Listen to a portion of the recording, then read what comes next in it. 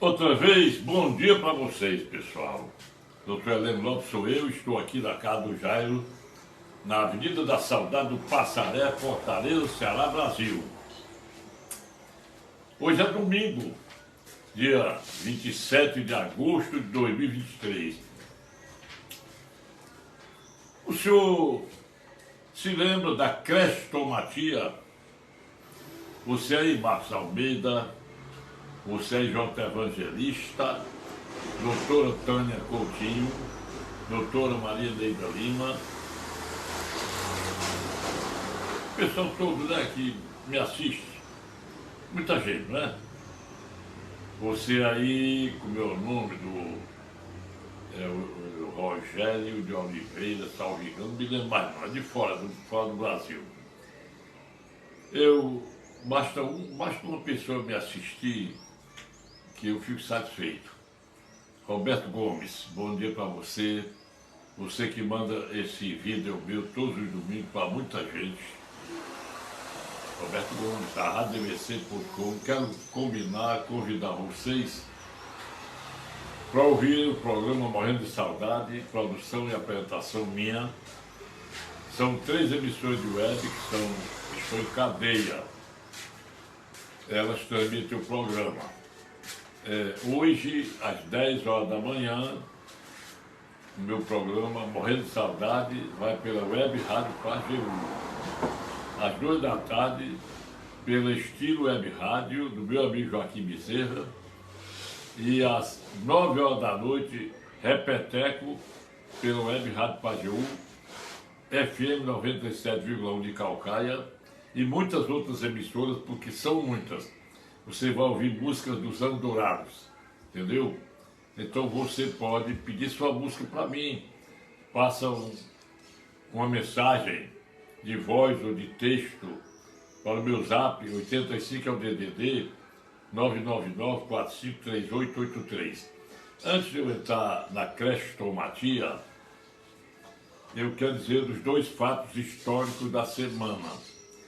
Quem era garoto como eu, no dia 24 de agosto de 1954, terça-feira, o Brasil sofria o passamento, o suicídio do nosso grande Getúlio Vargas. Ele que, se estivesse vivo hoje, estaria inconformado com esse comunismo que está implantado no Brasil, rumo à ditadura. Rumo à ditadura, pessoal. Não se iludam. Dia 24 de agosto de 1954, era o Brasil todo ouvindo a leitura da Carta Testamento do Getúlio Vargas. Vamos ver se tem alguém aí, vamos ver já. E dia 25 de agosto, Luiz Alves de Lima e Silva, o Duque de Caxias. O dia do Exército, o dia do Soldado, eu ouvi a fala do comandante do Exército. Eu achei que ele foi bom, dizer que o Exército está de prontidão para defender a democracia. Acontece que isso é utopia, pessoal. Nós estamos em que regime, que eu não sei. Desculpem, viu? Nós estamos não. Bom, crestomatia.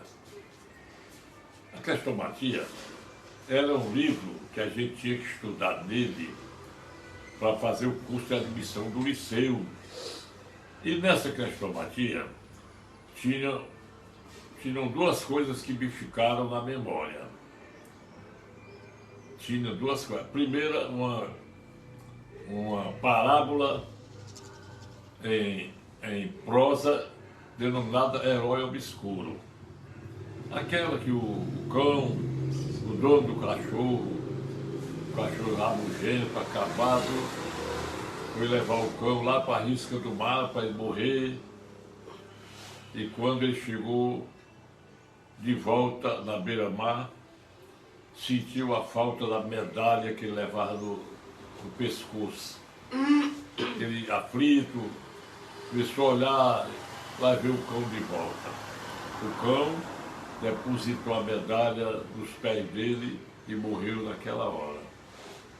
Você vê a história, né? A outra é uma trova que se aplica muito bem ao nosso ministro sem cabelo. Há um calvo pretensioso, cabeça que desconsolo, cabeça por sem zelo, por fora não tem cabelo, por dentro não tem miolo. Isso me faz lembrar uma pergunta que eu faço. Cabe na cabeça de um ministro de uma corte constitucional mandar que sejam ouvidos em depoimentos aí dos investigados Jair Messias Bolsonaro, a mulher dele, a Michele Bolsonaro, o Mauro Cid, Coronel Mauro Cid, a mulher dele e o pai dele, que é general do Exército. O toque de elegância, entre aspas, de um ministro que não tem nenhum compromisso para com a democracia, repousa no fato de dizer que até o momento de entrar nas salas, são vários delegados, nenhum pode ter contato com o outro, dialogar com qualquer. Então, o Mauro Cid, no mínimo, hora dessa, tem um policial federal lá na casa dele para não deixar ele falar com a mulher dele. No mínimo. No mínimo. A mesma coisa não pode falar com o pai dele. Aí eu pergunto a vocês, o que vocês acham disso? Eu não vou dizer nada. Eu quero registrar também, e o Thiago Pagnato, ele perdeu uma ótima oportunidade de se retratar. Ele perdeu o emprego da Jovem Pan, um cara bom, ele disse que sofreu muito para confessar que era gay, mas era um cara muito inteligente, 2 livros escritos de direito. E ele criticando um desembargador de São Paulo, desembargador que absolveu um pedófilo e disse palavreado ofensivo a uma criança que foi a vítima da pedofilia. Aliás, isso aí é um desrespeito ao artigo 227 caput da Constituição Federal e artigo 4 do ECA e outros dispositivos de proteção à criança e ao adolescente. Eu assisti quando o Thiago Pagnato disse uma palavra, né, com qualificativo com esse desembargador. E eu assisti na live dele, ele dizendo que perdeu o emprego porque a direção da Jovem Pan exigiu que ele se retratasse e ele disse que não se retratava. Eu me lembro quando ele disse assim, podem processar a mim, mas nunca a Jovem Pan. Ora, não é a vontade dele, nem da Jovem Pan.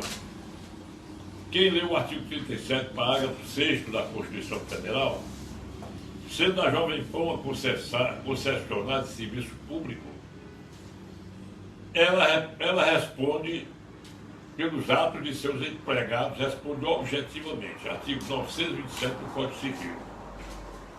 Olha essa daqui. Não depende, essa história da Jovem Pan colocar uma mensagem. A Jovem Pan, nem sempre os comentários nossos, tal, corresponde às teses da Jovem Pan. Isso é besteira, não adianta dizer. O negócio de dizer assim, este programa é responsabilidade de quem o produziu. Isso aí é balela porque a emissora que transmite, ela também é responsável por qualquer ato de perda ou reparação moral da pessoa ofendida. Ora, se fosse eu me retratava. Eu me ajoelhava perante a plateia, desembargador, eu quero me retratar. Vossa Excelência é um homem inteligente, é um lugar, tal. Mas meu ponto de vista é de que eu não concordo o senhor dizer um bocado de palavreado com uma criança para absolver um pedófilo. Pronto. Estava retratado, ele mantinha o ponto de vista dele, né, pessoal? Isso a gente faz.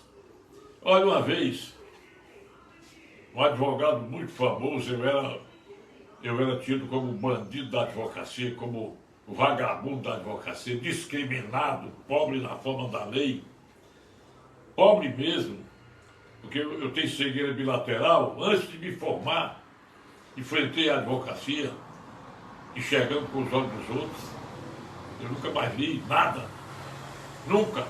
Desde o dia 25 de maio de 64, quando eu estava perto de me formar, aí ele me processou criminalmente, queixa-crime. O juiz é o doutor Demóstenes, grande juiz, meu amigo. Morreu como desembargador, salvo engano. Aí na hora, o senhor tem retratação? Chama o doutor aí. Eu me ajoelhei nos pés do cara, e elogiei, pedi 1000 perdões. O que é? Artigo 143 do Código Penal, retratação. Só existe um crime de ação pública incondicionada que é retratável. É o crime de falso testemunho. No artigo 342, parágrafo 2º do Código Penal, diz que o réu do crime de falso testemunho, ele pode retratar-se até antes de ser proferida a sentença no processo no qual ele mentiu. Se retrata e conta a verdade. Aí ele é perdoado pela justiça. Bom, isto posto, eu vou mostrar a vocês, montar um quebra-cabeça aqui, que vocês vão dar certo, ou concordar comigo. Quem for democrata vai concordar comigo. Eu vi uma live hoje, aliás duas, uma dizendo que a usina binacional de Itaipu, ela tinha um desvio de 600 milhões de reais por ano, não sei como era, e se esse dinheiro desaguava, aí diz lá o nome das pessoas, inclusive pessoas do Supremo Tribunal Federal, e que o presidente Bolsonaro tinha acabado com isso. Bom, esse aqui eu vi hoje. Outra, um tal de Saulo, não sei de quê, e Leonardo também não sei de quê, do GSI do Lula, contando a programação feita para o 8 de janeiro pelo general Gonçalves Dias. Entendeu? Dá entendendo, tá, pessoal? Eu já disse várias vezes que hoje, se você for para o dia 7 de setembro para a avenida, é prefiro não ir de verde e amarelo, porque vão aparecer patriotas de verde e amarelo, que são aqueles mesmos pretóides daquele 7 de setembro, que eles eram cognominados de antifascistas. Mas vamos ver aqui o que eu vou dizer aqui para você entender. Quando o Bolsonaro estava em campanha, ele começou a falar das mortes desde o Celso Daniel em 2002. E ele disse, todo mundo sabe disso, a minha live ainda está gravado isso. A live dele, dizendo, e será que eu também vou ser assassinado?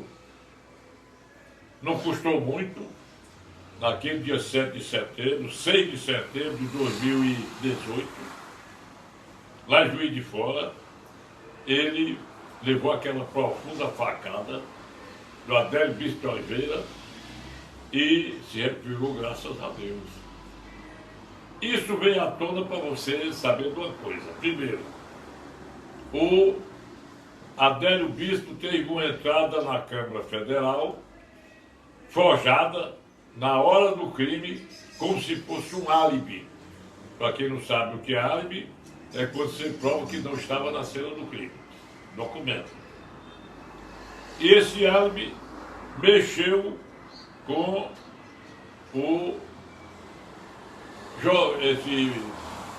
esse meninozinho, esse deputado federal, fugiu o nome dele agora, mas ele vem já para minha mente.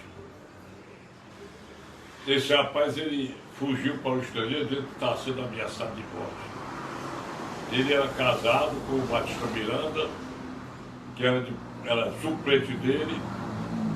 Esse Batista Miranda morreu com 37 anos, na véspera do aniversário dele.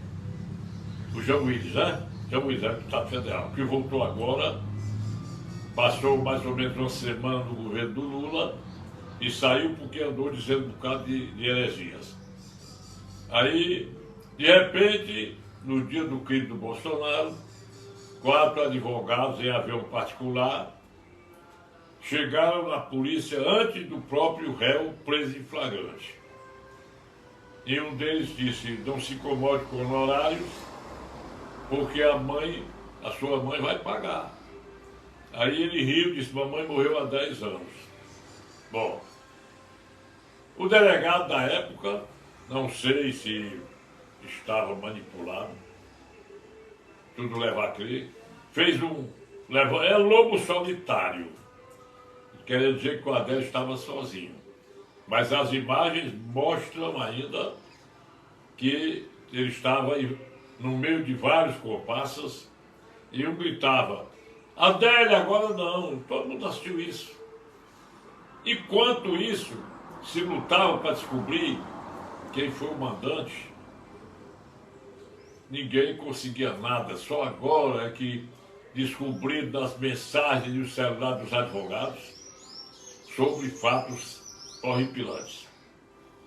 Enquanto isso, descobri quem mandou matar a Marielle, quer dizer que foi o Bolsonaro. Eu não sou bolsonarista, eu sou democrata. Eu votei dele porque não tinha outro. Entendeu?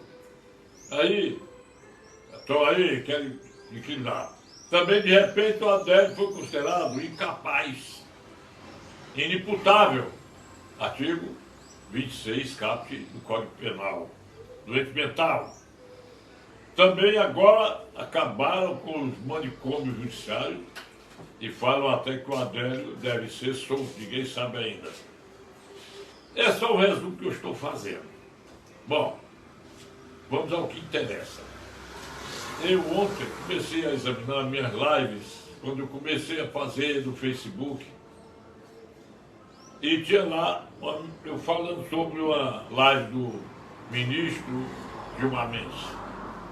E dizendo: o Lula merece um julgamento justo. E na live eu digo: vamos tentar meter o Lula na goela do povo brasileiro. Tá bem.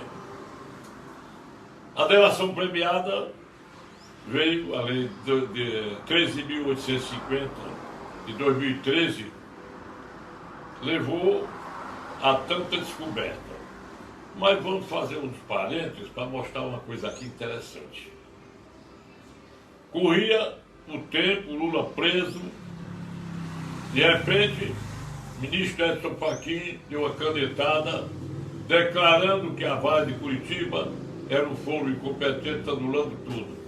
Quando se sabe que os fatos começaram em Londrina, que era da alçada da mesma 13ª Vara Federal, quando se sabe que o Supremo negou habeas corpus ao Lula sobre esse mesmo motivo, quando se sabe que os 3 processos de exceção suspeição do Roberto, do Sérgio Moro estão arquivados com sentença de improcedência transitadas em julgado. Bom, chegou lá em Brasília, a juíza com muita segurança mandou arquivar porque estava realmente prescrito cada processo do Lula. Eu só não aceitei, foi ela não aceitar a denúncia do Ministério Público contra o Lulinha, dizendo que as provas do pai do Lula, do Lulinha, tendo sido anuladas, não podia receber a denúncia, ficou tudo abafado. Agora vejamos o que eu penso diante do depoimento do Walter do Gatti, né? Do Gatti Júnior, o hacker. Vamos ver aqui o que eu penso. Eu acho que vocês são até muito inteligentes para acharem que a gente pega uma peça e mostra, faz um jogo direitinho e dá tudo certo. Vamos lá. Em 2018, na eleição, era presidenta do TSE, a ministra Rosa Weber, essa mesma que antecipou o voto dela para absolver, aliás, para declarar a descriminalização das drogas, da maconha. É horrível. Ela já sai fazendo aquela coisa que todo mundo saiu, né? Entendeu? Aí, 2018, quando o hacker, cuidado aí, gente, estou passando aí, fura a fila, né? Bom, quando o hacker invadiu o código-fontes de março de 2018 a 7 de novembro do mesmo ano, da eleição, a Rosa Weber mandou a Polícia Federal instaurar um inquérito para investigar. Não mais que de repente, o senhor delegado processante do inquérito policial mandou um ofício para a presidenta do Tribunal Superior Eleitoral pedindo para que ela permitisse uma vistoria do código-fontes para identificar o hacker. Qual foi a resposta? O TSE contratou uma empresa privada e essa empresa pagou todo o rastro feito pelo hacker. O mesmo hacker que foi para uma revista especializada mostrou o estado que ele fez dentro do código-fontes. Código inviolável. Se você falar que houve manipulação de resultado, você vai preso. Eu não estou dizendo isso, estou dizendo o que os outros dizem. Vai bem. Aí, não custou nada. Aquele John Green, eu menti ainda agora, eu não menti, eu me enganei.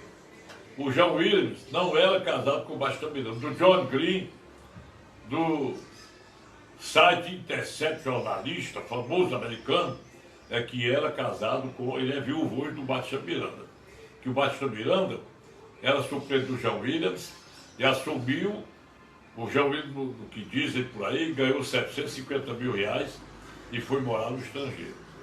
Então esse do Intercept, e vocês vão comungar comigo o que eu vou dizer agora, começou a jogar conversa hackeada entre o Deltan Dallagnol, que é o procurador da Lava Jato, e o Sérgio Moro, que eu ouvi e não senti nenhuma suspeição na palavra trocada por eles.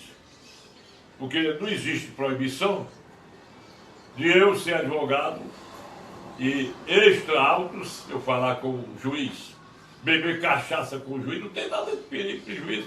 Inclusive foi fotografado, foi filmado, saudade, quando o Rodrigo Janot era procurador da República, da Lava Jato, e era visto, depois da audiência, sentado num bar com o advogado da parte contrária do Lula.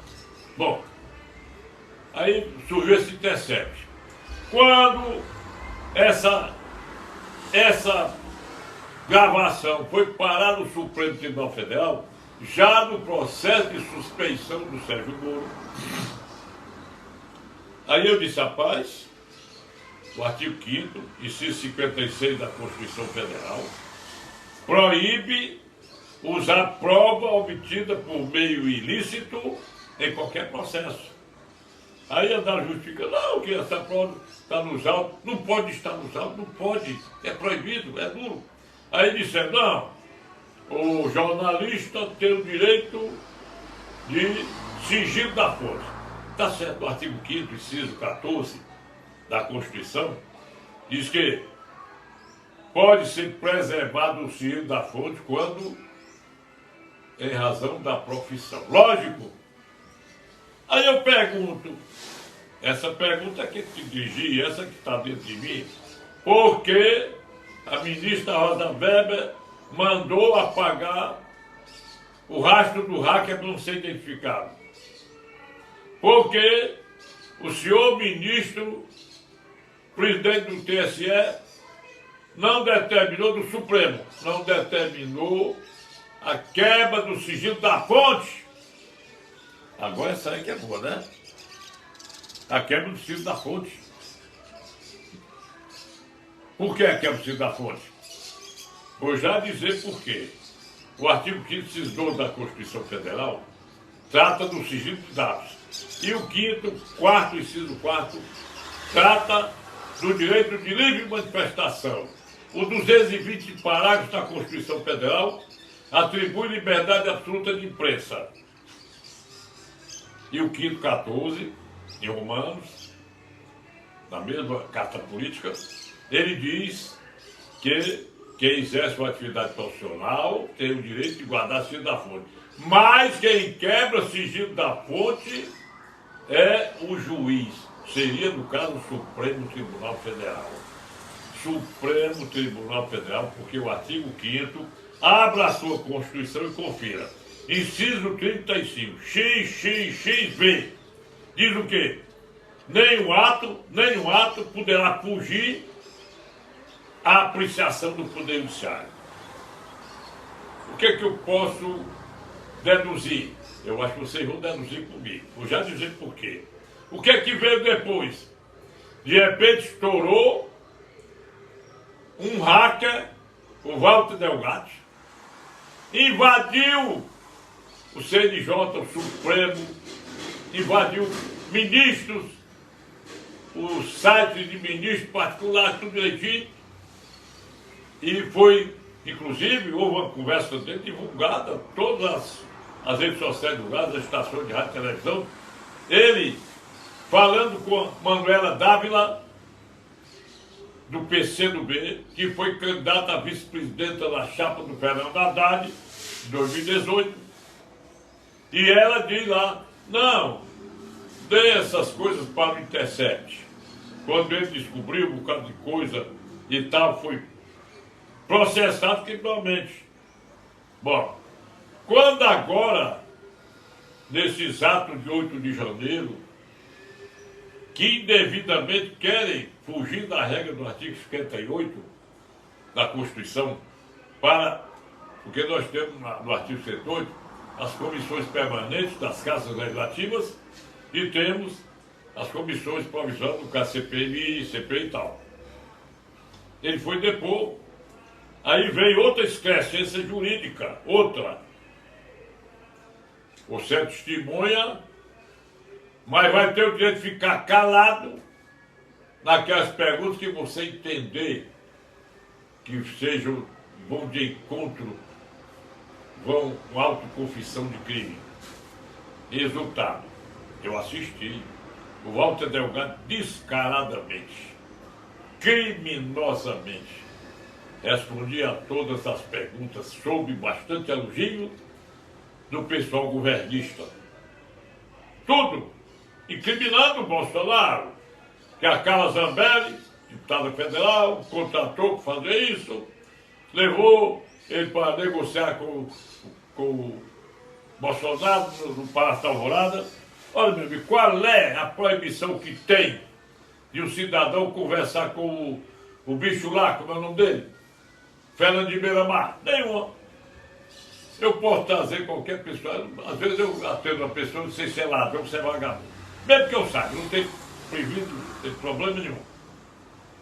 Aí, quando é a pergunta de pessoal da oposição, pessoal democrata, ele não respondia, eu prefiro ficar calado.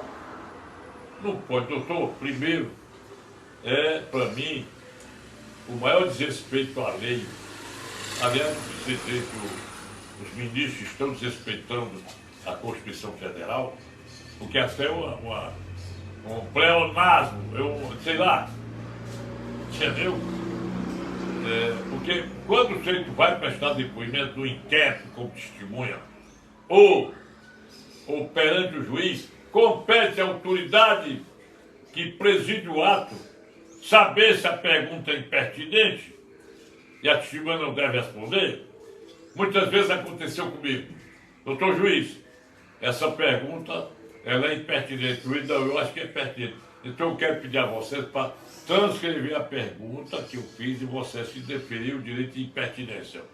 Mas uma autoridade judiciária concedeu um habeas corpus. Primeiro que é uma excrescência ser dada autorização para um réu, um investigado ficar em silêncio. Não precisa disso não, meu amigo. A Constituição é que diz. O investigado, artigo 5º, 63 da Constituição Federal. 63L, X, I. Diz assim, o investigado pode ficar calado.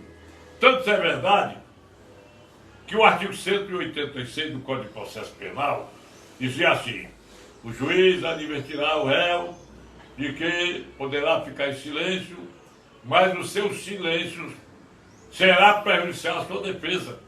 Por causa da Constituição veio uma lei para colocar a palavra não. Não será prejudicial à sua defesa.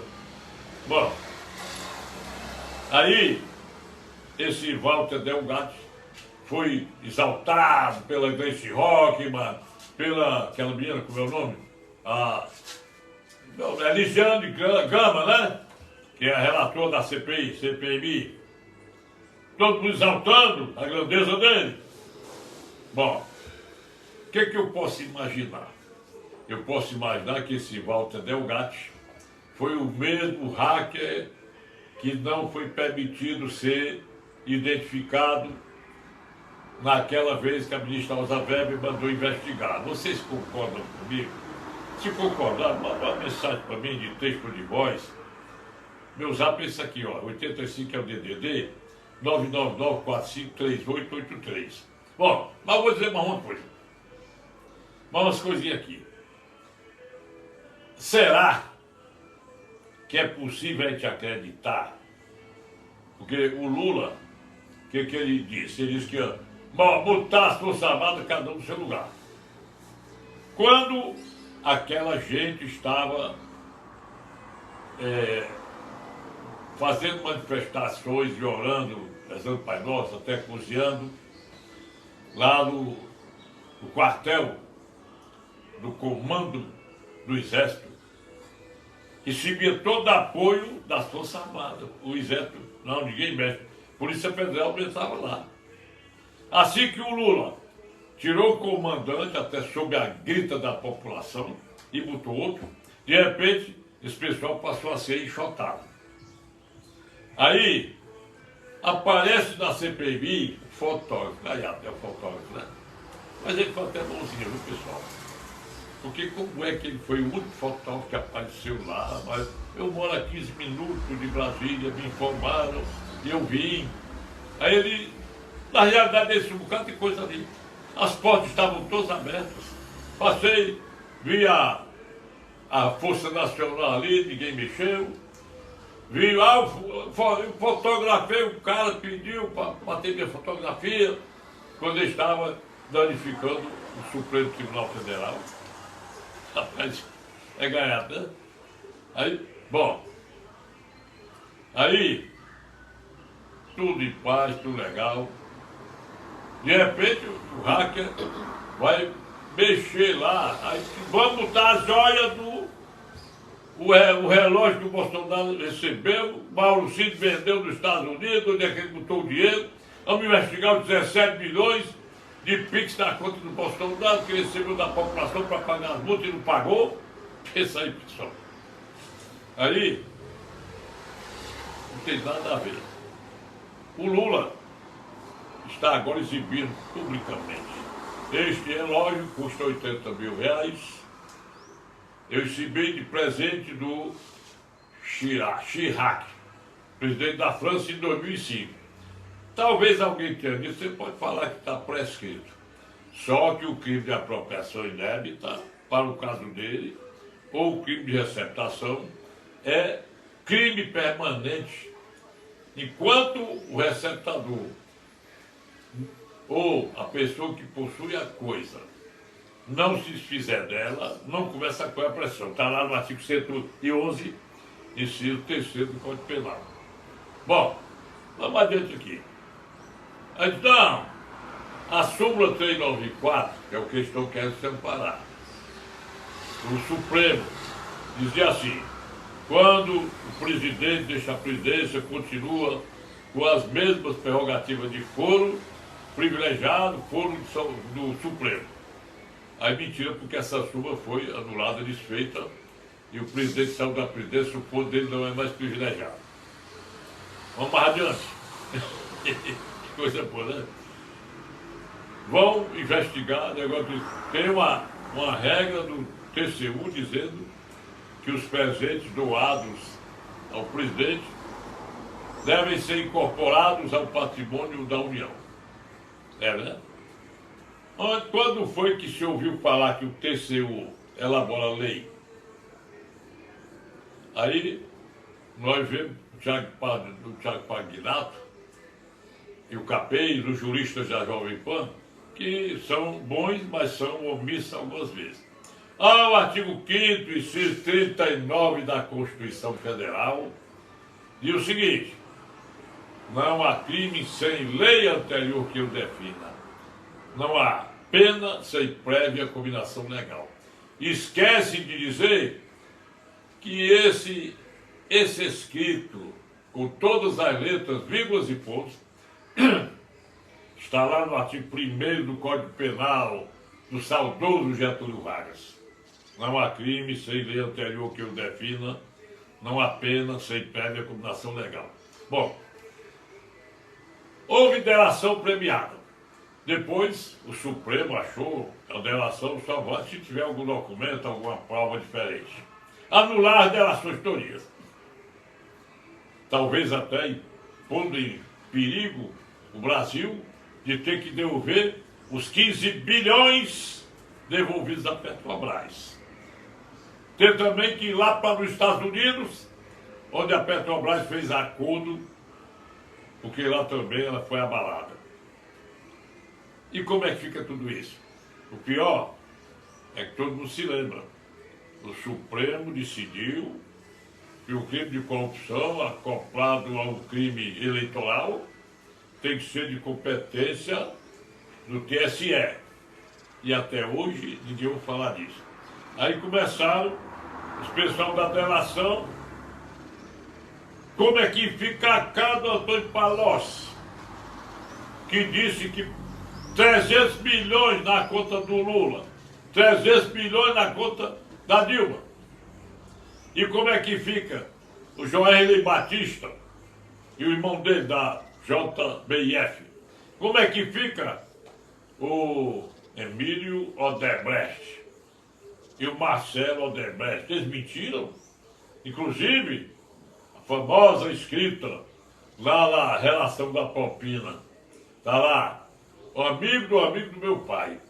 Aí esse ministro, que era assim nominado, conseguiu com os outros não ser investigado.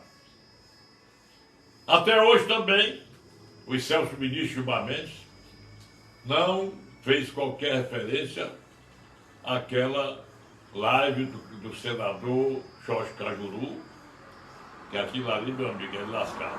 Agora o pior, o hacker, contado depois, chamou o Sérgio Moro de criminoso. Quer dizer, é um bandido, né? Não custou muito, tome 20 anos de cadeia, condenação dele. Daquele processo de 2018. Mas eu tenho, na minha premonição, que esse hack é o mesmo do Código-Fonte de 2018, que a ministra Rosa Weber não quis que a Polícia Federal identificasse esse cara. Aí vem isso, vem aquilo, vem mais, quando o negócio estourou outra coisa. Eu me lembro também, eu já vi minhas lives, todos os dias eu passei um monte, que quando eu critiquei o Bolsonaro por ter escolhido e nomeado o ministro Cássio Nunes Marques, que foi nomeado desembargador para a primeira região pela Dilma, e ele nomeou o ministro supremo, ele realmente começou claudicando. Eu quebrei a cara porque ele é um grande ministro. Ele, o André Mendonça. E agora estão cristiano. Eu critiquei a nomeação do Cristiano Zanin, mas agora eu passo a ter a certeza que ele já deu 2 burdoadas boas dentro da lei e da Constituição Federal.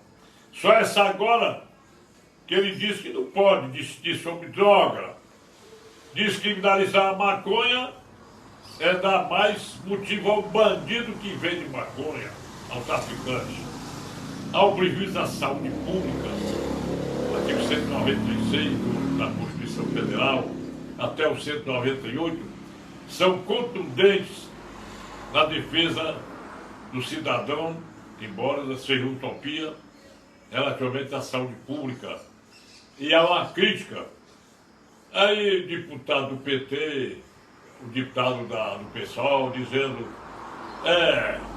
ficamos decepcionados com o Zanin, mas o próprio ministro era aquele progressista que passa às vezes do governo. Senhores, isso é vergonhoso, né, pessoal? É triste, lamentável. É triste relembrar também que quando julgaram o Sérgio Moro suspeito, fazia 2 anos que a Carmen Lúcia, ministra, tinha dado voto contra o Lula.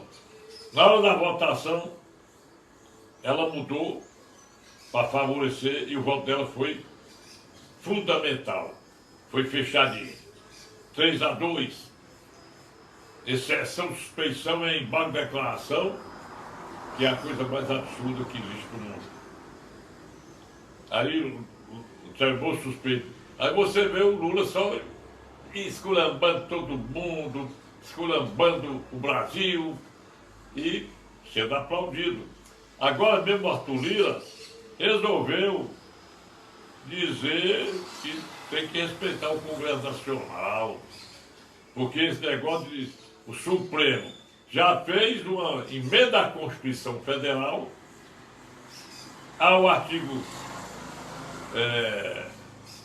226, parágrafo 3º, para admitir casamento de homossexual, casamento de pessoas do mesmo sexo, que não tem na Constituição. Os senhores do orgulho gay, LGBTIQ+, sei lá, devem providenciar uma PEC, que vocês estão descobertos, não tem garantia.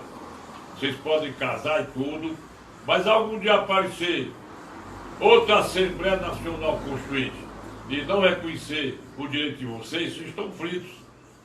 Pessoal, eu vou dizer até logo, porque meu até logo é até domingo. Vocês, ô João Vitor, até falar aí que tem alguma pessoa aí assistindo para dizer o nome logo, Marcos Almeida com certeza, lá de São Paulo. E aí, João Vitor? E aí? Vejam aí. Maria Neida Lima. Doutora Maria Neida Lima, parabéns para você que está assistindo a aula de direito, né? É. Diz. Até agora. Até agora só ela? É. Obrigado, Neida. Obrigado, Marcos Almeida. Mais tarde, quando eu cheguei em casa, tem um monte de gente. Roberto Gomes, bom dia para você. Bom dia, João Evangelista. Agora, só terminando, eu digo, olhe bem, nós não estamos em regime democrático.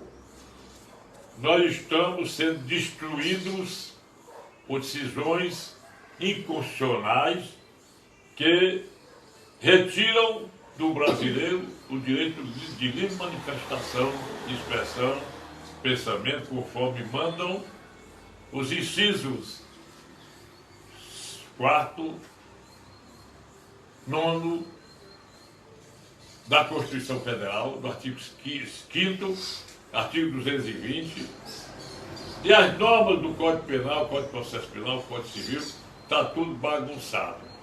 Aliás, eu vi até um advogado dizendo, disse que é advogado do Bolsonaro, dizendo que eu fico triste porque o ministro Alexandre Moraes me ensinou aulas de constitucional e agora eu não posso saber se o ministro Alexandre de Moraes, com aquelas aulas bonitas de direito constitucional, é o mesmo que está no Supremo, completamente distorcido. Bom dia para vocês todos. No domingo estarei de volta.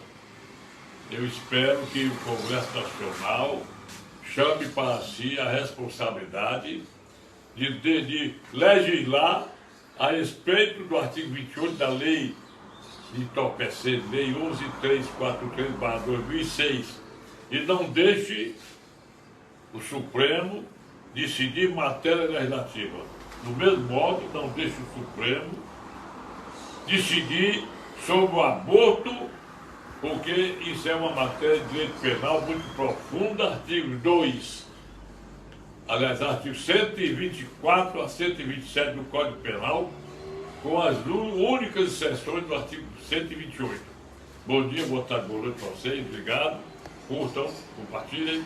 Meu zap 85 é o DDD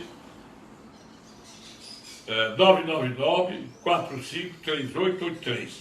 Bom dia, boa tarde, boa noite, até domingo.